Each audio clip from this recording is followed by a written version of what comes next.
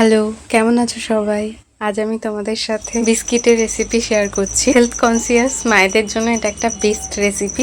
বাইরে বাজার থেকে কেনা রিফাইন ফ্লাওয়ার মানে ময়দা, চিনি, পাম অয়েল মানে ডালডা এইসবের তৈরি বিস্কিট দেওয়ার থেকে ঘরে মায়ের হাতে তৈরি স্বাস্থ্যকর বিস্কুট দেওয়া অনেক ভালো।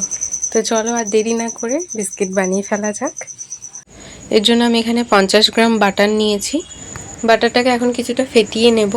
এরপর আমি কিছুটা তাল মিছরি মিক্সিতে গুঁড়ো করে নিয়েছি 2টো এলাচ দিয়ে। এখান থেকে 4 চামচ মিছরি পাউডার আমি ব্যবহার করব।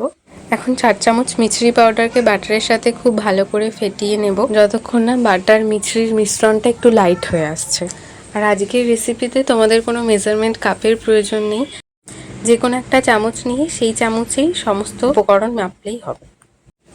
এখন এই বাটার মিছরির মিশ্রণের সাথে 4 চামচ রাগি, 4 চামচ ছাতু এবং 4 চামচ আটা দিয়ে একটা ডো তৈরি করে নেব। তোমাদের কাছে যদি রাগি না থাকে তো সেক্ষেত্রে 6 চামচ আটা এবং 6 চামচ ছাতু দিয়ে ডোটা তৈরি করে নিতে পারো। কিন্তু ছাতুটা অবশ্যই ব্যবহার করো, ছাতুটা স্কিপ করো না, কারণ ছাতুর জন্য এই বিস্কিটটায় দারুণ টেস্ট আসে। ছাতু, বাটার, এলাচ দেওয়ার কারণে বিস্কিটটা যখন তৈরি হয় তখনও সারা ঘর এত সুন্দর একটা গন্ধ বেরোয় বিস্কিটের, তোমরা বানালেই বুঝতে পারবে। বিস্কিটের ডো আমাদের রেডি।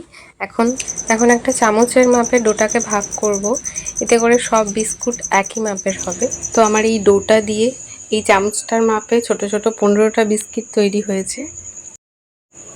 এখন আমি কাঁটা চামচ দিয়ে প্রেস করে বিস্কিটগুলো সিম্পল একটা ডিজাইন বানিয়ে নিয়েছি। এখন আমি বিস্কিটগুলোকে মাইক্রোওভেনের কনভেকশন মোডে 180 ডিগ্রিতে 15 মিনিট বেক করে নেব।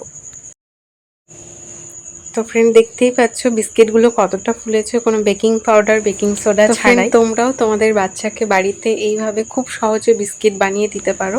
আর আমার এই হেলদি বিস্কিটের রেসিপিটা যদি তোমাদের কাছে ভালো লেগে থাকে তো একটা লাইক দিয়ে অবশ্যই জানিও।